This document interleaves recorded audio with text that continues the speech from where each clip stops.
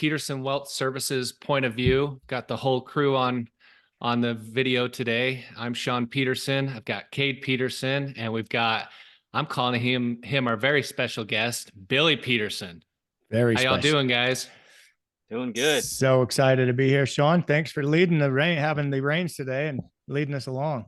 Yeah, I like to jump in the saddle and get to lead the crew every once in a while. So appreciate it, Bill. And we're kind of doing this a little different style. We're going to interview you, and we want to talk a little bit about like your experience and what you've seen in the markets, and maybe draw some contrast to the tech bubble back in 2000 and what we're seeing now with technology stocks. And we're also going to talk a little bit about markets hitting recent highs, what we're thinking there, what to expect, and then touch a little bit also on presidential election years, because that seems to be a hot topic too. So I'll dive right into this. Billy, you started your career back in 1996. Your second career, your first career obviously was a jockey, very successful. Nod my hat to you. And Thanks. then your second career, also very successful in the financial services industry. So let's just rewind real quick. Tell us what was going on then and how it kind of led into that first market jolt in the tech bubble that I know you experienced. Well, I've told you guys this a number of times, so you're privy to all this information, but maybe the listeners might find this informative or interesting. I don't know. Anyway, what I was doing back at that time was I was kind of winding down my career as a jockey, and it was a beating. Let's just say that I loved it. It was something I enjoyed, but I had spent so many years dieting and starving and keep my weight down in order to do what I love to do that it had finally taken a toll on me, and also add in a few pretty serious injuries, and just I guess I kind of lost my drive for it. And I'd always wanted to do it since time I was about 13 or 14 years old. But I finally got to that point where the candle burned out and I just needed to take a break. Now I might have continued on with it if I just taken a break and then moved back 6 months later, reset the clock a bit. But what I had started to do is get some exposure into the financial services industry. And I had somebody who helped me along and got me an interview at a brokerage firm in Long Beach. I had the background there. I had my degree in finance and economics, and I met the people at this brokerage firm. It was Payne Weber in Long Beach. And I started really thinking that might be a good idea for me, the next chapter in my life. So I started studying for the test and really taking that seriously. And once I took the test and passed it, by the way, I got a 93. I'm sure that was way higher than you guys scored. And I can't cuss on this video, but the initials are BS. No, that's a true story. I believe True. All right. Well, look, I spent hours and hours studying for that thing in the jocks room and at home, wherever. But I took it seriously is the point I'm making. And I wanted to get into this business and do good. And so at the end of 96, riding some of the best horses in the country and really at the pinnacle of my career, I decided to hang it up. Very surprising to most people in the horse racing industry, but I had other things I wanted to accomplish. And that was a huge challenge because I took a massive pay cut, and then they put me in a tiny little cubicle and told me, sink or swim, bud, because you've got to make certain asset numbers within 2 years. And if you don't, you're out. So that was kind of the motivating factor. Is I never allowed failure to enter my mind. I had to succeed. I had to make it. So I just went to it head on. And at that time, the markets were just starting to heat up. I mean, maybe not just starting, but they were starting to get to that pinnacle where it was getting crazy. And the IPO market, the initial public offering market, was insane, with technology companies, mostly internet companies at that time, coming to market on a weekly basis.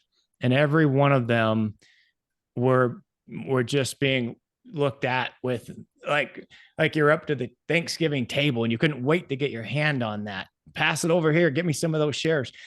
And no one even cared what the business was. I remember talking to other advisors and they'd say, these three companies, I don't even know what they were, coming to market this week. Did you get any shares? Like, First of all, I don't even know what this company is. Who cares? Try to get some shares. These guys were just licking their chops to get 5,000 shares or 10,000 shares. And then they turn around and allow their best customers to get their hands on those shares. So they'd sell them to their best customers. And the idea was, hey, we're just going to flip these. We're going to spin them. We're going to own them for a week or maybe even a day, and we're going to dump it. The investment banking firms were making a mint. They were making a pile of money, bringing all these companies to the market, to the public investor, the retail investor. And at the end of the day, when the cards all fell down and all the dust settled, who lost? The retail investor is the one that lost. All the people that were late to the party getting in, buying into the dream of owning all these tech companies, even the ones with no earnings, they were the ones that ended up with nothing but an empty bag. That's sad, but true in how most of these trends pan out with these speculative and euphoric moments in time. So you start your career, and then immediately after that, massive tech bubble. How did you keep going after that, or what motivated you to turn the page? Well, it was a lot of just grinding. I think just continuing to focus on generating new clients, bringing in new clients and meeting with new clients. So there was never a moment when I wasn't thinking about who I could call and who I might try to set up an appointment with. But I wasn't one of the advisors who wanted to sell things. You had the salesman there, and then you had the advisors who wanted to bring in assets, serious money to manage through retirement. And so I was looking more in the area of managed accounts or mutual funds or building out diversified portfolios. And occasionally I would allow myself to get swept up into some of the, speculation. But my participation in that was with things like AOL, if you remember, America Online, or Cisco Systems, or some of those businesses like that actually had earnings. I knew a little bit of what they did. I always kind of felt like I better stick with what I know to some extent. So that's what I was investing in for some clients when I did buy individual companies. But back then, I didn't feel like I had enough knowledge or experience or expertise to build out an individual stock portfolio. I just allowed the mutual fund managers to do that. So I continued to try to bring in new clients, turn the page, even though it was ugly. That period of time was very ugly for a lot of investors, but you could hide a lot. You didn't have to be exposed to all those tech companies. So even when I say hide, it wasn't that hard. Just don't be all allocated to tech. Back then, people said, I'm diversified. I own shares of AOL and pets.com and stamps.com. Well, at least how that worked out. Well, with the difficulty back in the day, you did, however, make probably your most intelligent decision by bringing me into this world in 2000. Yeah. But now it's like almost 25 years later from the tech bubble. What are you seeing any similarities with AI or with crypto that you were back then? With AI, maybe not so much, other than it's a new trend. It's a new idea. It's kind of misunderstood, and it's just now in infancy, like the internet was back in those days. The internet was something most of us hadn't heard much about, done a lot with. It was much different environment. So we're just kind of playing around through that. What was this going to mean? What companies were going to benefit from it? And Amazon and others obviously capitalized tremendously over time. There's a big investment up front. They had to kind of look past that big expense that they had, because their earnings, even though they had earnings, they weren't positive cash flow. They had a huge hole to dig out of to cover all the debt that they built just to build out their business network. That being said, the environment we're in today, artificial intelligence, most of these companies have been around for a long time. They're already established. They have earnings, cash flow, positive earnings, and they have actual revenues that are generating additional business opportunities. They're putting those revenues back into new lines and buying other companies. So it's a much different situation from that standpoint. We're not just speculating on things that that might not even have a sale. With the crypto thing, as you mentioned, hey, that's a whole different conversation. I think we'll get into that in a minute, but I would dare say that's one of the bigger scams of our lifetime. One of the bigger schemes, Ponzi schemes, or balloons, bubbles. I don't care what adjective you want to use. It's going to end badly, and I think there's already been some kind of scenarios played out, but I don't think that's happened yet fully, and Well, it's not going to be pretty. Just chiming in, I mean, I feel like the similarity to the 2000 tech bubble and crypto today, that's where I see some similarity, where it's just like, you got to get in, you're missing out. You don't understand this. Yeah. This is brand, you don't get this. You don't understand crypto, or back in 2000, you don't understand what these tech companies can do. And really, you know, when the tide went out, we saw who was swimming naked type of scenario. And a lot of these companies, like you mentioned, don't have earnings. They didn't have the right infrastructure. They're way over leveraged with debt. And you look at crypto and you're like, what's behind that? There's no product, there's no service. It's pure, hey, I'm going to buy this and I hope it works out. And people are pouring their life savings into this, trying to get rich quick. And that to me looks like a bubble, when that FOMO starts missing in, and people telling you, you just don't get it, or people criticizing Jamie Dimon that he doesn't want it to work because he's a banker, and they're trying to poke holes in everything. And it doesn't taste sour.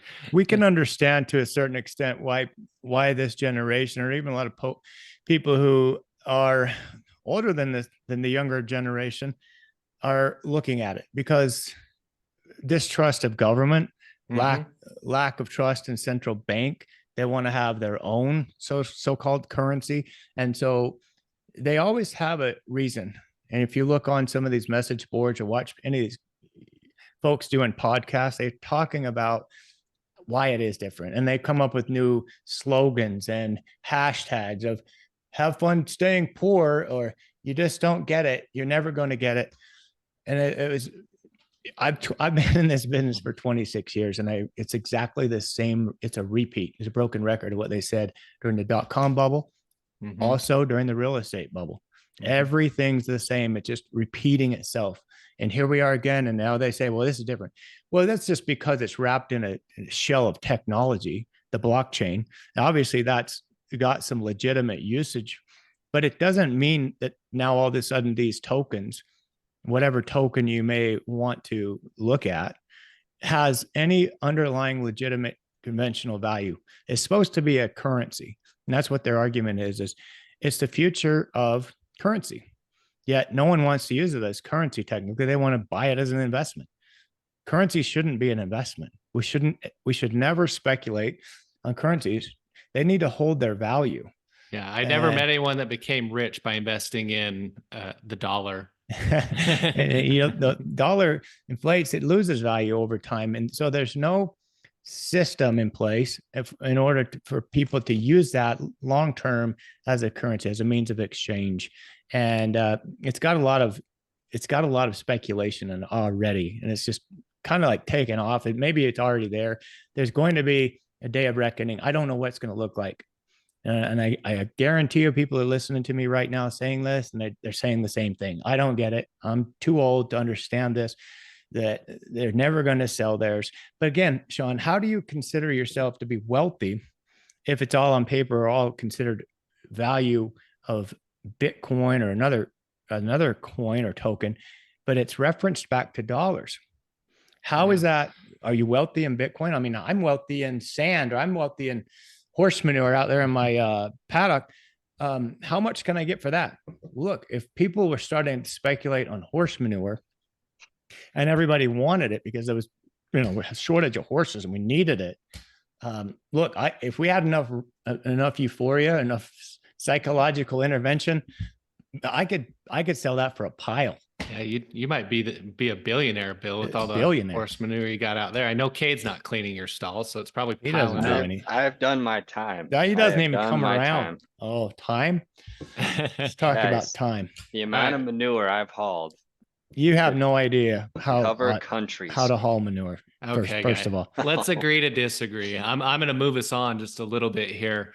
I want to talk about, and I want to share a chart about the Magnificent Seven because everybody's talking about it. It goes along with what we've been talking about with the tech bubble you went through and the recent run up in these companies. So Magnificent Seven, if you haven't heard about them, it's Meta, Amazon, Apple, Google, Nvidia, Microsoft, and Tesla. And they have just been outperformers over the last year and a half, 2 years, even maybe even longer than that by looking at this chart. But it just shows you on this top line here what they have done. So since 2020, January 2020, the return has been 310% versus 81% for the NASDAQ and 59% for the S&P. So people are looking at that and saying, hey, do I need to get in? Do I just need to own these 7 stocks and ride off into the sunset? And if you were listening to Billy's story, it's, well, you better be careful doing that because sometimes a bubble can pop, or even this decline here from January 22 to January 23, where those companies fell collectively about 50%. So it doesn't come without some risk. We're always preaching diversified portfolio, but I don't know, Bill, you've seen these things before. What are you thinking when you talk about the Magnificent Seven? I don't like to see markets narrow like they have.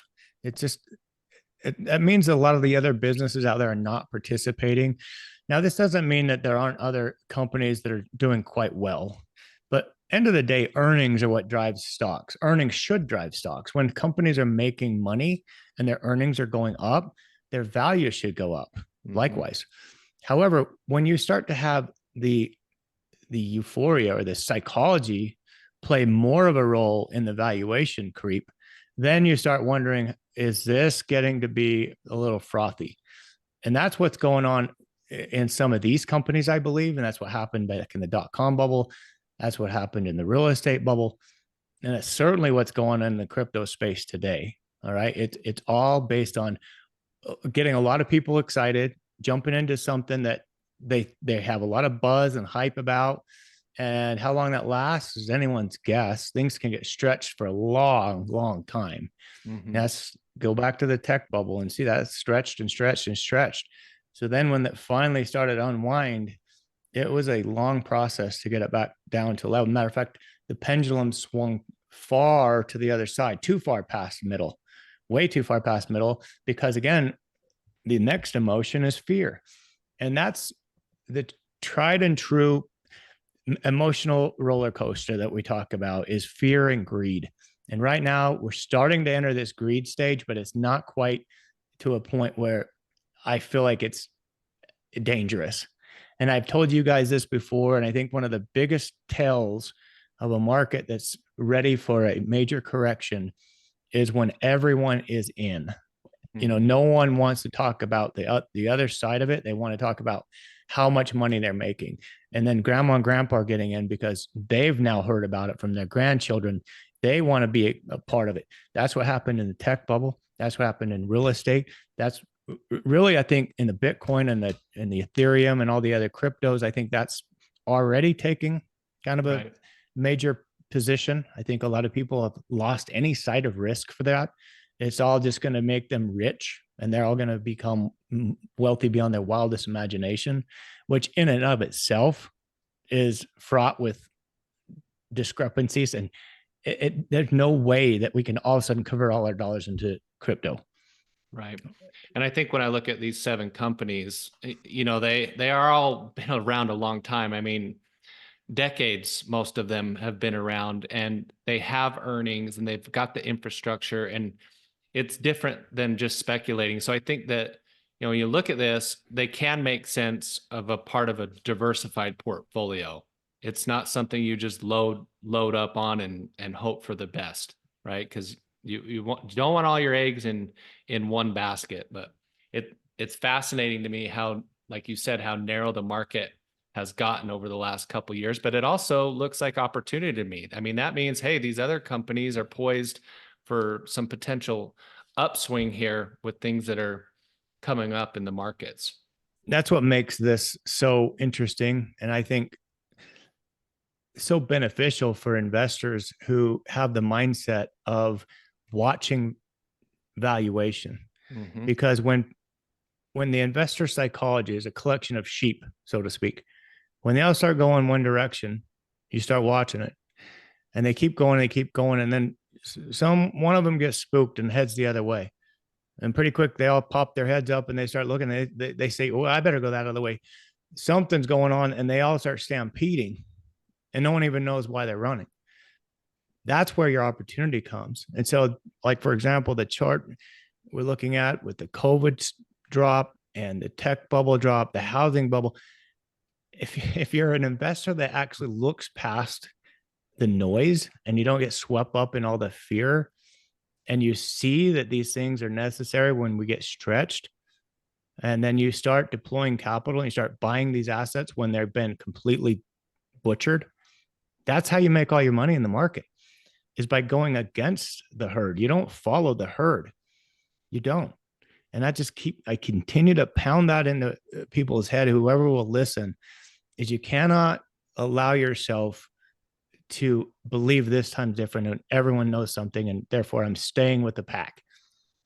All right. I love it. This chart was almost built for you. Goes back to 95. You started in 96. You saw all those things that are on that chart. Pretty Look at that lost decade there, Shaun. I mean, it's that from 2000 all the way to 2010, almost, you had no return, because you started, you fell, you came back, you fell, and people started to give up. And a lot of people just said, "No, I'm going to invest in real estate, or I'm going to put it in the bank." And you can't retire, obviously, in the bank. Even now, with money markets where they're at, you're still very much not producing a great return when you think about inflation. Yeah. But look at that trend from 2009 to today. That's what you like to see. There were drops in between that time period, but you draw a straight line through that, and that is an investor being rewarded for being patient. We talked about tech. Let's talk about markets hitting all-time highs just recently here. And I think people forget, the market can hit all-time highs multiple times in any year. For example, going back to 2021, the market hit an all-time high 70 times in that year and still continued to climb. We've hit here 15 times all-time highs in the last year or so. So not uncommon to see that. And I always hear, well, oh, it's at a high. It's going to crash. It's going to crash. How many times have you heard that, Bill? Well, they always play it up, because you watch the media and that's the soundbite.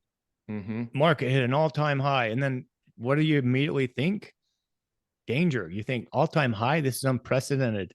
This is like something that's never been done before. Maybe we better get out.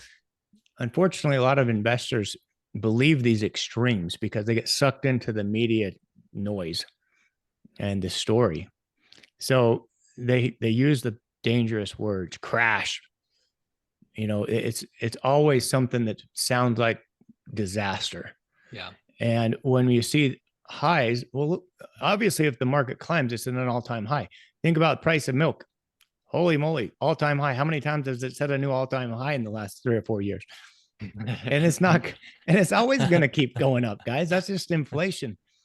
So I want to see the milk chart. We got to get one of those going. What about buying a new truck or a car? It's insane. Yeah. And that's the other thing while we're talking about the price increases, we don't necessarily see that the economy has reined in anything. People are still spending like they've got more money than they've ever had. Like they've got just a treasure box full of money in the closet or a money tree out back. I don't see a slowdown yet much at all. And they talk about how the Fed is now feeling like they've got inflation under control. I don't know that we agree with that. And we talked about that last November when we got on and did a video here on this exact platform and said, we think the Fed needs to hike twice, 2 more times in order to get inflation really under control. But yeah, it was only a few weeks after they started talking about cutting rates, and they felt like the inflationary trend had changed. Now they had it all under control and they were going to cut rates. As a matter of fact, they were saying 7 rate cuts this year. And since then, the market started rallying based on that. And we've seen now that with the economic data, they're saying, no, maybe not. Maybe only 3 or maybe 2. But as you guys saw, you didn't live through it. Neither did I. Well, I did, but I wasn't obviously in the business then. But when we had the inflation in the 70s and they thought they had it handled, and then they didn't, they stopped, they actually cut rates. And then all of a sudden, here comes the roaring prices again, wage increases, all that contributed to just this huge surge in prices again. And then it took them a lot longer. It was a lot more painful to finally correct the problem. Yeah, I have a fun little inflation story really quick. I was in the auto shop the other day, and some older gentleman that was sitting next to me waiting started chatting with me, and one of those guys that he was just going to share anything with me about his life. And I'd never even met him before, but he was telling me that when his dad was first driving, that he would go to Wyoming to fill up his gas because it was 40 cents a gallon, and he wouldn't fill it up there in Morgan because it was too much. It was 15 cents more than it was in Wyoming, which it blows my mind because now we're paying $4 a gallon and it's just normal. I wonder how much it cost him to drive up there and drive back to get his. That's a good question. That's what I was thinking. Unless he's bringing like oil or gas tanks with him and just really loading up. I don't know. And then your tires and your wear and tear. I think some people lose sight of all those other little hidden issues just to save the our grandpa's house payment being $90 a month. Yeah, that's insane. Different times, but I mean that just drives home the point of if your money's not working for you, you're losing purchasing power. It's important to keep your money headed in the right direction. Okay, we're going to switch gears, guys, and then we're going to wrap this up. Let's talk presidential election year because we get questions about it all the time.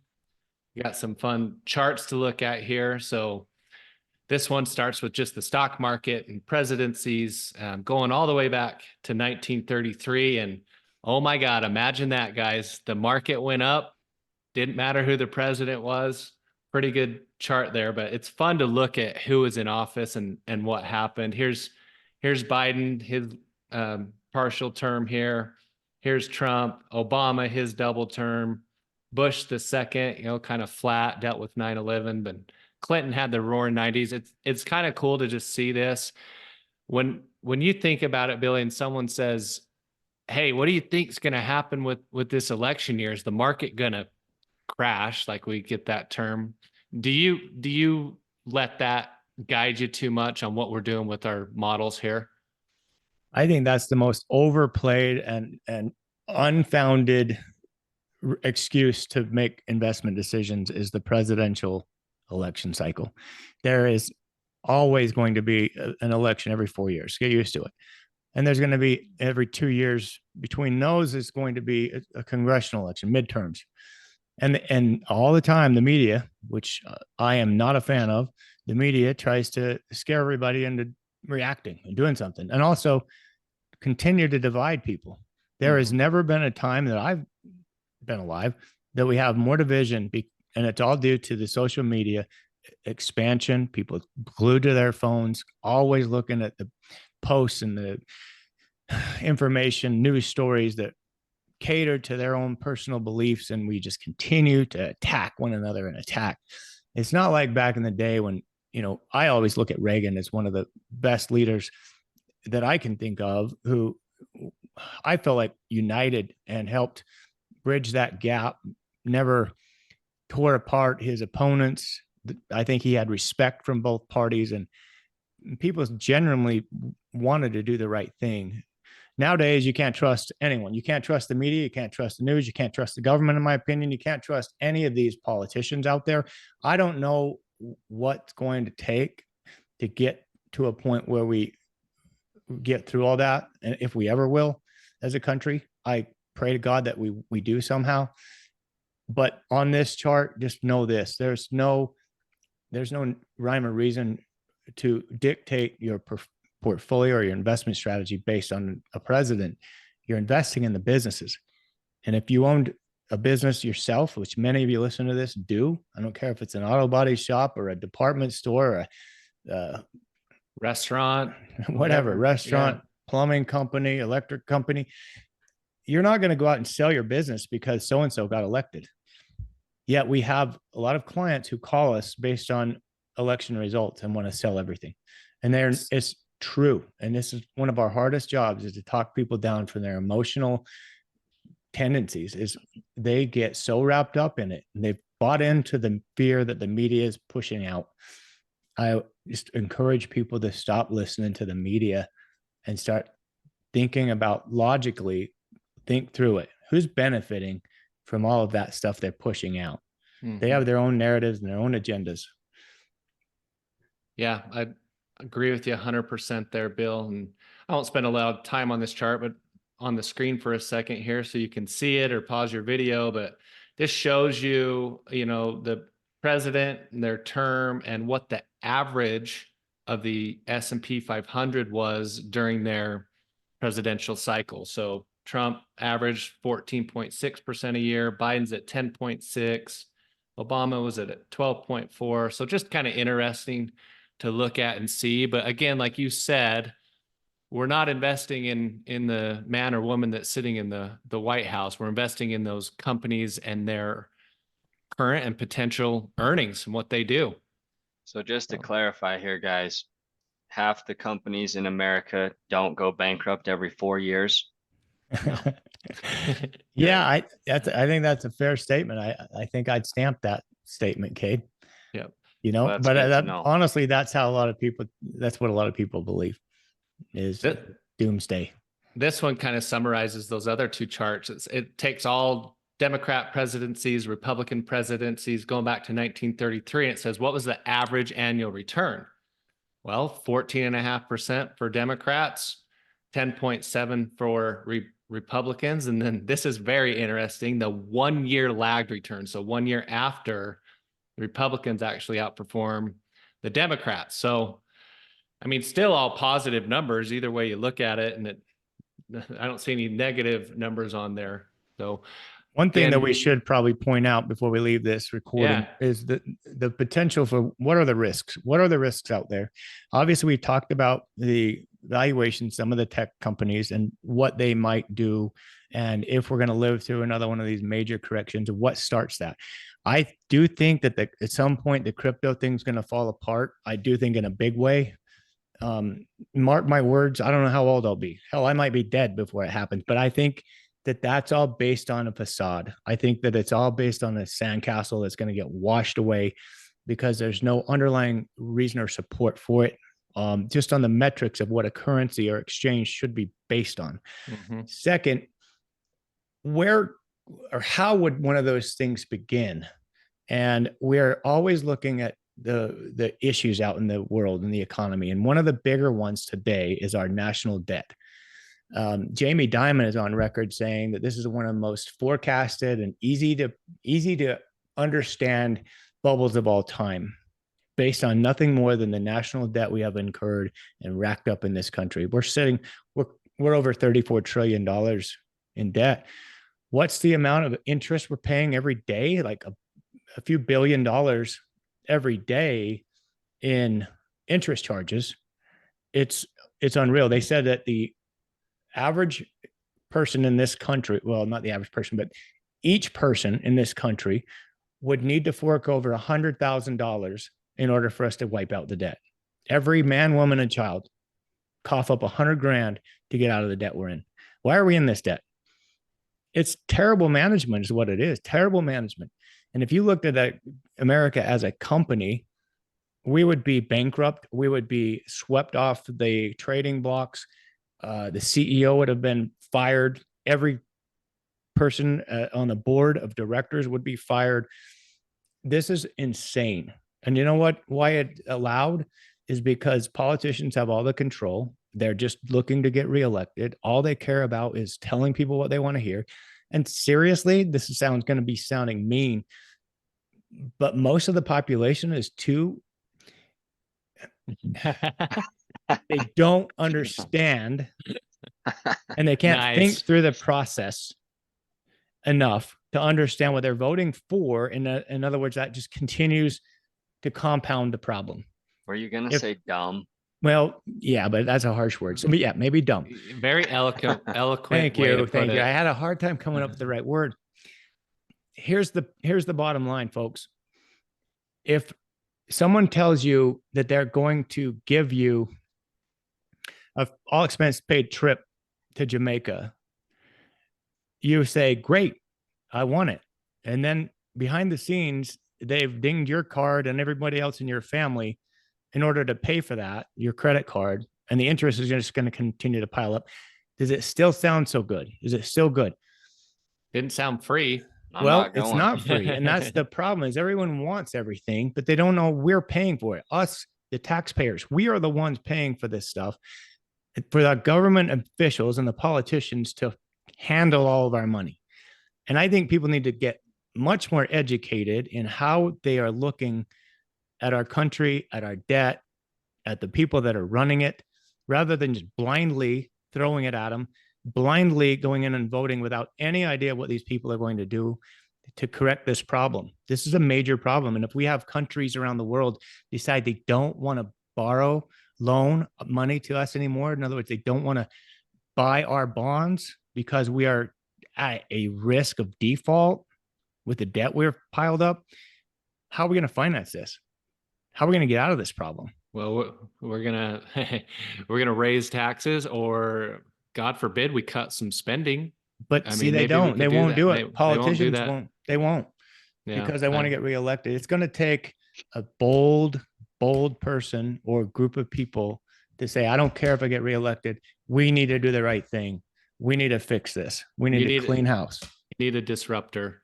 Yes, for sir. sure, that wants to take that on and doesn't care what anyone else thinks about them. So if you're out there and you're thinking about running for president and you're a disruptor, hey, we'll get behind you. Country needs you. Sounds like you might be the perfect fit for that, Dad. Thanks, but no thanks. Yeah. Thanks, but no thanks. I'd rather try to lose 40 pounds and go back to riding racehorses. Well, good. Well, good insights from everybody on here. Hope you enjoyed this point of view. If you have any questions, concerns, comments, please always reach out to us. And until then, we'll see you next time.